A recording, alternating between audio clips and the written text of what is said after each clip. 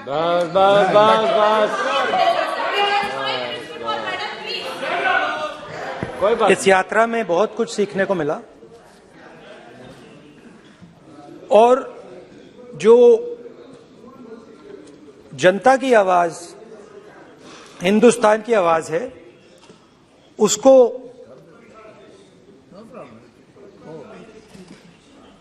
गहराई से सुनने का मौका मिला।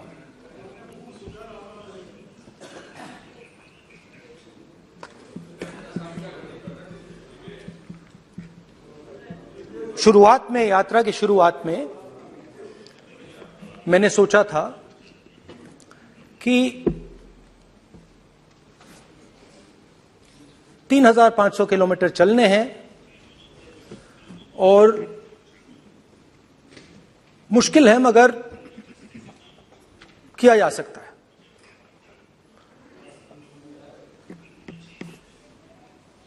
आप भी राजनेता हो, हम भी राजनेता हो हैं, हाँ सेवक कह लीजिए। और नॉर्मली आजकल की राजनीति में जो हमारी पुराना ट्रेडिशन था पैदल चलने का, वो आजकल हम सब लोग, हम भी आप भी, उस ट्रेडिशन को शायद भूल गए या उसका हम पालन नहीं करते। मैं भी उसमें शामिल था, आप भी उसमें शामिल हैं। हम सब, कोई गाड़ी में जाता है, कोई हवाई जहाज में जाता है, कोई हेलीकॉप्टर में जाता है, मगर पैदल कम चलते हैं। ठीक है, ठीक है। और जब पैदल चला जाता है, हाँ पैदल जाएंगे, सब जगह पैदल जाएंगे, घबराइए मत। तो जब पैदल चला जाता है, मैं 1 किलोमीटर की बात नहीं कर रहा हूं, 10 की नहीं कर रहा हूं, 25 की नहीं कर रहा हूं, मैं 200-300-400 किलोमीटर की बात कर रहा हूं। जब 200-300-400 किलोमीटर चला जाता है तो शरीर पे दबाव पड़ता है, दर्द होता है, मुश्किल आती है। शुरुआत में चलते वक्त लोगों की आवाज सुन रहे थे हम, मगर हमारे दिल में यह भी था कि हम भी अपनी बात रखें। कोई हमारे पास आता था, कहता था कि मैं बेरोजगार हूं, और हमें लगता था कि नहीं, हमें कहना चाहिए कि तुम बेरोजगार क्यों हो, कारण क्या है। उसमें हम विपक्ष का रोल भी प्ले कर लेते थे, आपकी भी बुराई कर देते थे। नहीं, वो तो है, वो भी करेंगे, हम भी करेंगे। मगर थोड़ी देर चलने के बाद एक बदलाव आया, और जो हमारी आवाज थी, जो ये डिजायर था बोलने का कि भैया बेरोजगारी इसलिए है, महंगाई इसलिए है, वो बिल्कुल बंद हो गई। क्योंकि हमने इतने लोगों से बात की, मतलब हजारों लोगों से बात की, बच्चों से, बुजुर्गों से, महिलाओं से, माताओं से, बहनों से, कि थोड़ी देर बाद ये बिल्कुल आवाज बंद हो गई। और फिर हम गहराई से, और मैं खुल के कह सकता हूं, मैंने तो अपनी जिंदगी में इस प्रकार से कभी पहले सुना ही नहीं था। क्योंकि हम सब में थोड़ा सा अहंकार होता है कि हम ही बता दें, अपनी बात रख दें।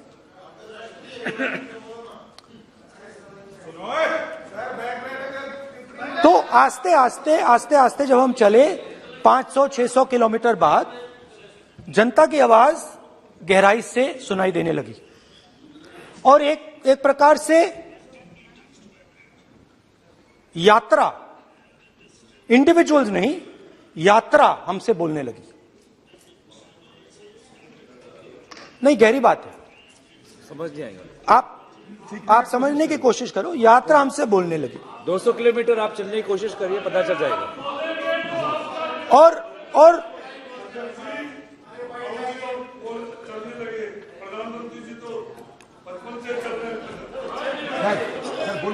वो चाय बेचने इसलिए जाते थे। तो यात्रा बोलने लगी। कोई आता था, कहता था, युवक आता था, कहता था मैं बेरोजगार हूं। हम सवाल पूछते थे, क्या पढ़ा आपने? इंजीनियरिंग की, अब क्या करते हो? कोई कहता था मैं बेरोजगार हूं, कोई कहता था मैं उबर चलाता हूं, कोई कहता था मैं मजदूरी करता हूं।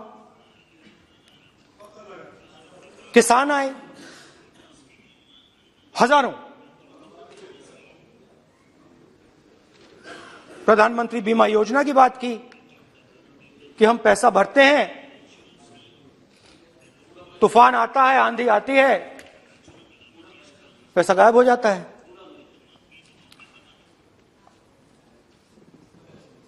किसानों ने यह भी कहा कि हमारी जमीन छीन ली जाती है, हमें सही रेट नहीं मिलता। जमीन अधिग्रहण बिल जो था वो लागू नहीं होता।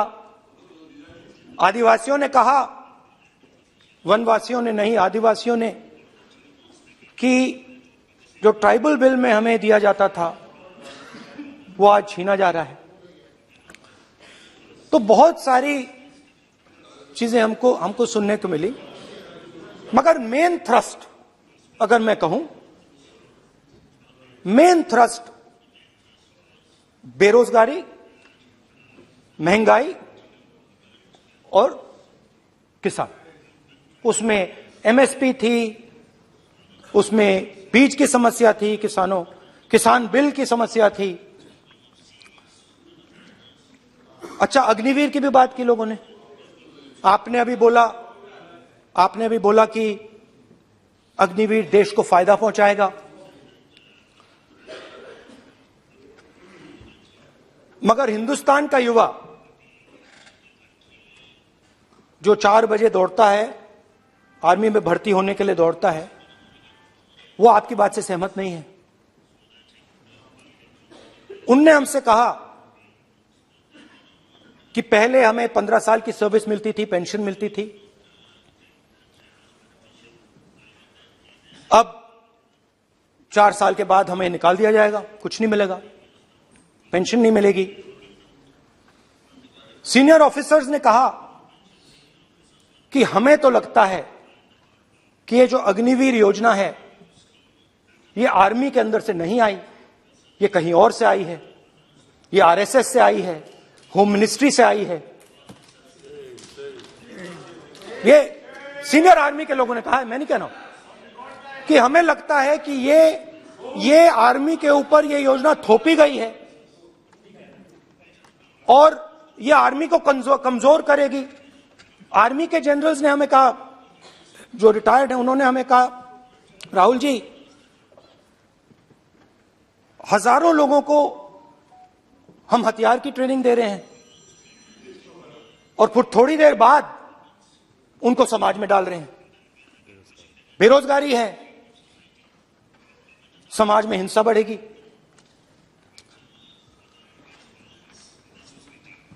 तो उनके मन में था कि ये जो अग्निवीर योजना जो है, ये आर्मी के अंदर से नहीं आई है। और मुझे नाम भी बताया कि अजीत डोभाल जी ने ये योजना आर्मी पे थोपी है। क्यों नहीं ले सकते? क्यों नहीं ले सकते? बिल्कुल ले सकते हैं।